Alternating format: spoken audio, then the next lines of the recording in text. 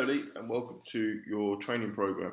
Now to clarify what we were discussing earlier in the week, when you consume your protein you need to make sure that around 60% of your protein you're consuming after you train, and you can do the same thing for about 40% of your calories. The reason why is because when you train your body sends messages to your digestive system, and your digestive system then tends to shift more calories to where we want them, i.e. the muscles rather than your waistline, after exercise. Just to clarify, consume most of your protein, i.e. a protein shake or two, and your biggest meal straight after you exercise. The program we have here, we have 2 weight training programs and also 2 circuits. Now when it comes to the weight training programs, you simply need to make your way from one exercise to the other in the order that's stated in your program. So for example, in the first training program, which you might compete 2 days apart from the second weight training program, we have dumbbell presses, press-ups, wide grip press-ups, skull crushes, and posterior flies. Now what we want to do here is stick to the rep range of 10 to 12, and we want 3 sets of each. Now what we are going to change, however, is the weight or the repetitions.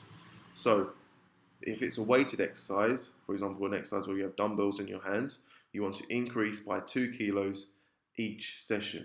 Now if you begin to stall, i.e. if once you go from 10 to 12 kilos you can't get 10 reps out when you previously could, then you simply keep at that weight and you try and increase the repetitions to 10 until you can. After you've cleared that set of 10 repetitions, you can then increase the weight. However, when it comes to press-ups and wide grip press-ups, what you want to do is increase the repetitions by 1 or by 2 each session.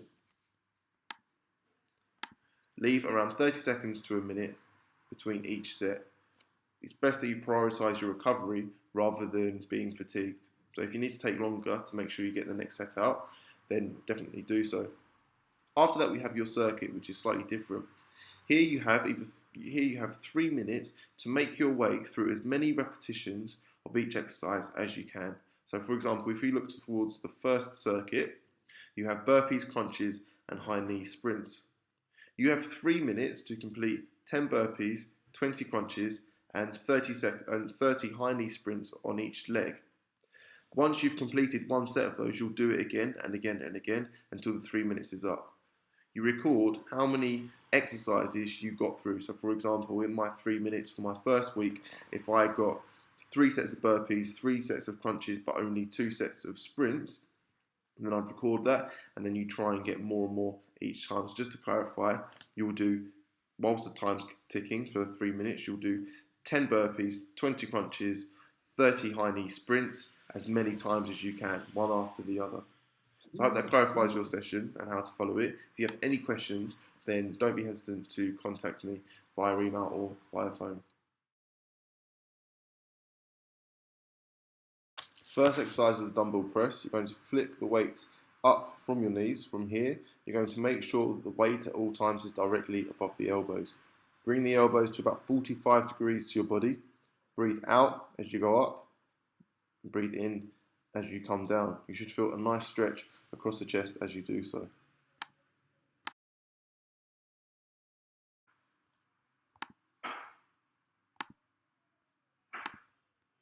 Next exercise are push-ups.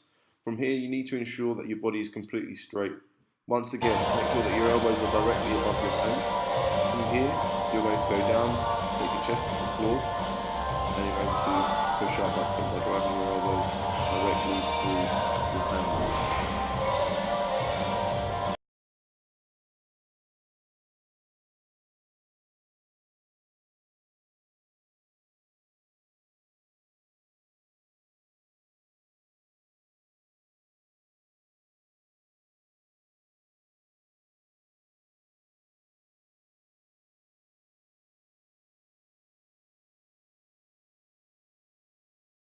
We can then move on to posterior flies. You're going to bend forwards at the hips. From here, you'll keep your arms at a constant straight angle.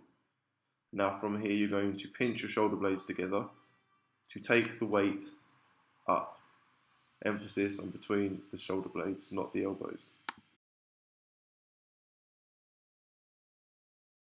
For the shoulder press, once again by flicking the weights up to over your elbows from your knees. You're going to keep your elbows directly below the weight, taking the weight to below or to just to your ear level.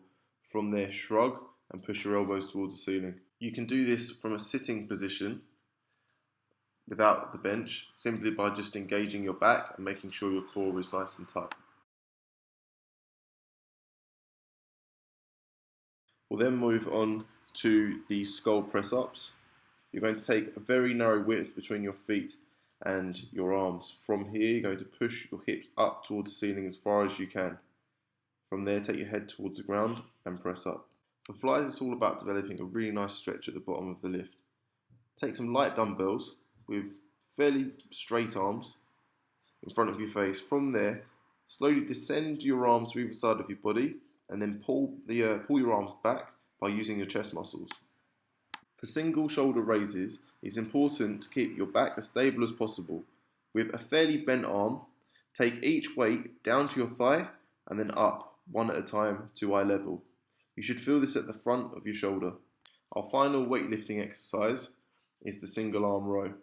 From this position, with your knees directly below your hips and your shoulder directly below the stabilizing hand, simply drive your elbow up past your body. Focus on the elbow, not your bicep.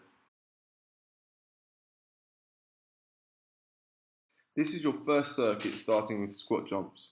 From here, simply squat down with your hips going back, pushing off of your toes, and go as high as you possibly can.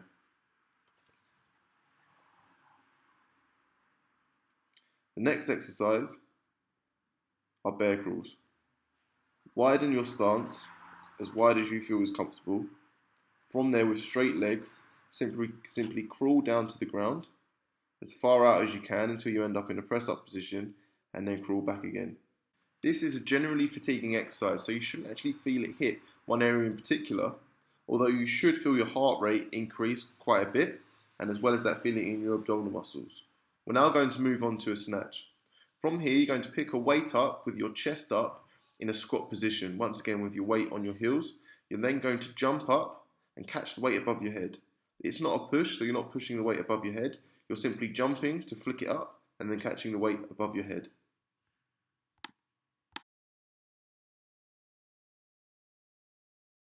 Welcome to your second circuit. First exercise are burpees. From here, you place your hands down, you kick your feet out, and you feel a slight spring from your pelvis. Use that spring from your pelvis to fire your feet back towards your hands, and then you enter a jumping position from which you jump from. After that, we have crunches. From this position, with your knees past your hips, simply push your waist or your abs, so your back, down into the ground. Use that momentum to bring your elbows towards your thighs. After this, we're going to move on to running on the spot. Simply sprint on the spot with your knees high, pumping your arms simultaneously.